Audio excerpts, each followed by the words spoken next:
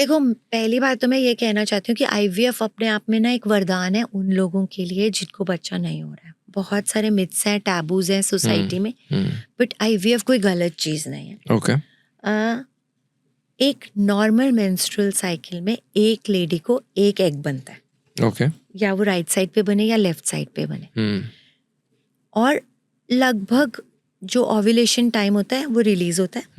जब वो Fallopian tube में जाता है उस समय अगर इंटरकोर्स होता है तो स्पर्म्स ऊपर ट्रैवल करके जाते हैं, वहां पे फर्टिलाइजेशन होती है। वो फर्टिलाइज्ड एम्ब्रियो 5वें दिन आके यूट्रस में चिपक जाता है। ये नॉर्मल है। इसी चीज को हम मिमिक करने की कोशिश करते हैं आईवीएफ में, लेकिन एक एग के बजाय हम कोशिश करते हैं हमें 8 to 10 एग्स मिल जाए।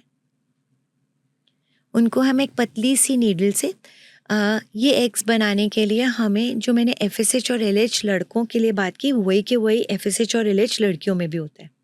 तो वो हार्मोन्स के इंजेक्शन हमें देने पड़ते हैं। 12 to 13 डेज ये एग्स तैयार हो जाते हैं। तैयार कैसे होते हैं? जो 18 mm या उससे ऊपर है यूजुअली वो मैच्योर फॉलिकल होता है। फिर उसको थोड़ी सी सेडेशन देके नहीं, जब वो रेडी हो जाते हैं फिर एक और इंजेक्शन देना होता है एचसीजी हार्मोन देने के 36 आवर्स के बाद हम एग रिट्रीवल करते हैं। एक पतली सी नीडल से उन एग्स में से फ्लूइड, फॉलिकल्स में से फ्लूइड निकालते हैं, एग ढूंढते हैं।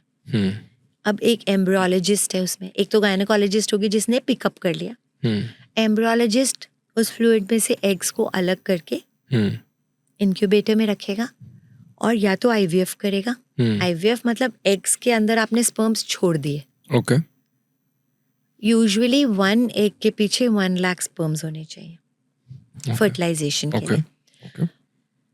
तो इस प्रोसेस को हम आईवीएफ बोलते हैं। लेकिन बहुत बार ऐसी कंडीशंस होती हैं जहाँ पे स्पर्म्स हैं लेकिन या तो कम है या उनके होने के बावजूद फर्टिलाइजेशन नहीं हो रही, तो उसमें हम ICSI करते हैं, ICSI, जिसमें हम एक एग में एक स्पर्म को अंदर इंजेक्ट करते हैं। मतलब धक्के से हमने फर्टिलाइजेशन कर दी। ये काम करके इंक्यूबेटर एक छोटा सा फ्रिज है लेमन टर्म में, बट उसमें टेम्परेचर, ह्यूमिडिटी, प्रेशर सारा वैसा है जैसा फेलोपियन ट्यूब में होता है, ट्यूब्स में होता है लेडी की, यानी ह्यूमन बॉडी के जैसा है। वहाँ पे उनको हम 5 डेज तक ग्रो कराते हैं।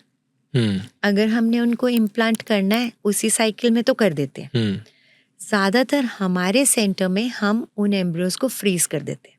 अच्छा, फ्रीज का मतलब -196 डिग्री टेम्परेचर में लिक्विड नाइट्रोजन में हम उनको संभाल के रख देते हैं। अच्छा, और फिर नेक्स्ट साइकिल में या उससे नेक्स्ट साइकिल में जब लेडी की बॉडी बिल्कुल नॉर्मल होती है तब हम उसको ट्रांसफर करते हैं। ओके ओके सो ये बेसिक प्रोसेस था जैसे आप बता रहे हैं आईवीएफ का।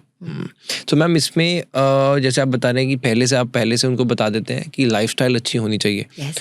इसके अलावा आईवीएफ में क्या क्या प्रिकॉशंस हैं? बहुत ज़्यादा नहीं है। ओके बहुत ज़्यादा नहीं है प्रिकॉशन नहीं, बट हाँ मैं हमेशा बोलती हूँ कपल को कि खुश रहना शुरू करो। बिकॉज जब मेरे पास पेशेंट्स आते हैं, आप मान के चलो जिसको बच्चा नहीं हो रहा है तो वो एक अलग ही जोन में होते हैं, बहुत स्ट्रेस्ड होते हैं। तो उनके ना बिल्कुल ब्रेन को कन्वर्ट करना पड़ता है, जिसके लिए मैं बहुत एक सिंपल सी स्टोरी सुनाती हूँ उनको कि सपोज मैं आपका बच्चा हूँ, तो मैं तो नहीं चाहती कि मैं एक स्ट्रेसफुल माँ बाप के पास आऊंगी। So I want you to be happy, कि आप खुश रहना शुरू करो। उसी तरह मैं बोलती हूँ कि जैसा बच्चा आप चाहते हो, अगर आप चाहते हो कि आपका बच्चा पिज्जा खाए, बर्गर खाए, तो आप भी वही खाओ। पर अगर आप ये चाहते हो कि वो हेल्दी फूड खाए, फ्रूट्स खाए, वेजिटेबल्स खाए, तो आप वो करो। उसी तरह अगर आप चाहते हो कि आपका बच्चा मोबाइल पे गेम्स खेले, तो यूज मोबाइल। अगर आप ये नहीं चाहते, आप चाहते हो वो बाहर जाए, तो you also start doing physical. मतलब this is my way of telling people कि अगर आप किसी चीज के लिए तैयार हो रहे हो तो आप उसको ना पॉजिटिव वे में लो कि आप आज जैसा बिहेव करोगे। Like there is a saying कि जो डॉग्स होते हैं ना, डॉग्स एंड चिल्ड्रन, वो बिल्कुल अपने पेरेंट्स के जैसे बिहेव करते हैं, मतलब डॉग्स मास्टर के जैसे। और तो आप किसी भी इनफैक्ट हमारे ज़माने में एक सेइंग होती थी कि किसी भी लड़की को जानना है ना कि अच्छी है कि नहीं है, तो उसकी माँ को देख लो। शादी करने से पहले बहुत बार लड़की देखते ही नहीं थे, पेरेंट्स देख लेते थे कि अगर सोबर है, नाइस है तो लड़की ठीक ही होगी। तो उसी तरह मैं पेशेंट्स को यही वो मोटिवेट करती हूँ कि जैसा आप चाहते हो ना कि बच्चा जैसा बिहेव करे, मतलब इफ यू वांट कि वो स्कूल में जाए और हर एक से बात में झगड़े, तो आप भी झगड़ो। तो आप भी झगड़ो। बहुत ज्यादा ऐसे कपल आते हैं जो मेरे वहां पे आके आपस में झगड़, इसकी गलती है, इसकी गलती है, ये तो मुझे बोलना पड़ता है बच्चा आप दोनों का ही बनाना है ना। या डू यू वांट कि मैं एक का ही बाहर से ले लूं या बिल्कुल बेकार है, तो पहले एक दूसरे को लाइक तो करो। तो मैम ये लाइकिंग आजकल है ही नहीं लोगों में, कपल्स बेचारे सारे ऐसे ही हैं, है ना। जैसे आप हो, आपका भी तो बड़ा क्यूट कपल है ना। व्हाट डू यू थिंक, आपका इतना अच्छा रिलेशनशिप है एंड आई एम श्योर बहुत सारे लोग जानना चाहेंगे कि इसके पीछे का क्या सीक्रेट है, तो बताएं। देखो, एक तो ये है कि हम दोनों दोस्त हैं पहले, और I as a girl I always talk, मतलब मुझे कुछ भी बात लगेगी ना, एनीथिंग स्टार्टिंग, अगर for example if I have some problem with sexual relationship also, तो मैं उन्हीं से ही बोलूंगी कि look I want you like this. So this is one thing which is very important, कि पहले दोस्ती करो फिर बच्चा करो। एंड और क्या बोलूं, हम अपने रिलेशनशिप को ना बोर नहीं होने देते। एज आई टोल्ड यू ना कि जैसे ही मैंने वो देखा कि सम पर्सन वाज सेइंग कि यार मैं अपने रिलेशनशिप में रोमांस रखता हूँ, तो same day I went to my husband, I said यार आप अभी ना अब हफ्ते में एक दिन डेट पे जरूर जाएंगे। So it's like that, I mean you have to keep the relation alive, मुझे ऐसा लगता है। अच्छा, यहाँ पे मैं ना एक बात बोलना चाहती हूँ, जो मेरे व्यूअर्स होंगे वो कहेंगे कि मैम आपको बाय चांस बहुत अच्छा हस्बैंड मिल गया, हाँ शायद इसलिए आप ऐसे कह रहे हो। आपको ना शुरू करना पड़ता है कहीं से, you have to start somewhere.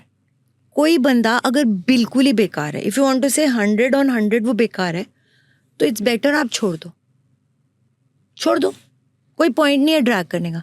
But किसी में एक भी अच्छी बात है ना, तो आप ना उसको बोलो, आप रियलाइज करोगे कि वो ना, क्योंकि हर एक को तारीफ अच्छी लगती है। I was reading this one thing कि मतलब देयर वाज कोई एक रील ही आ रही थी कि 7 ways a man can be happy, कि कोई बंदा बाहर जा रहा है तो क्या करना चाहिए एक लेडी को। तो उसमें ना फर्स्ट थिंग थी कि लड़कों को भी ना तारीफ पसंद है। बहुत सारे लोग ना टेकन फॉर ग्रांटेड ले लेते हैं। सो मैं जब रेट्रोस्पेक्टिवली वो 7 बातें पढ़ी थी, मुझे लगा अच्छा ये तो हम ऑलरेडी ऐसे ही हैं, ऐसे। I was like this. So it's important कि आप किसी को अप्रिशिएट करो। Everybody wants appreciation, everybody wants. It's not like कि एक लड़की को अप्रिशिएट कि तू सुंदर लग रही है, वो भी अगर हस्बैंड करता है आधी बार ना सिर्फ उसको खुश करने के लिए कहते हैं, वो देख भी नहीं रहा होता।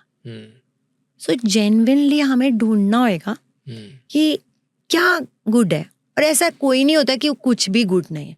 मैं एक छोटी सी बात कहती हूँ, सोचो अगर वो तुम्हारा बच्चा होता तो हर बंदा अपने बच्चे को लाइक करता है, इर्रिस्पेक्टिव कि दुनिया लाइक करे कि नहीं करे। तो आप ढूंढते हो ना उसमें गुण। बिल्कुल। तो आप हस्बैंड वाइफ ढूंढ नहीं सकते एक दूसरे में, कुछ अच्छा नहीं है।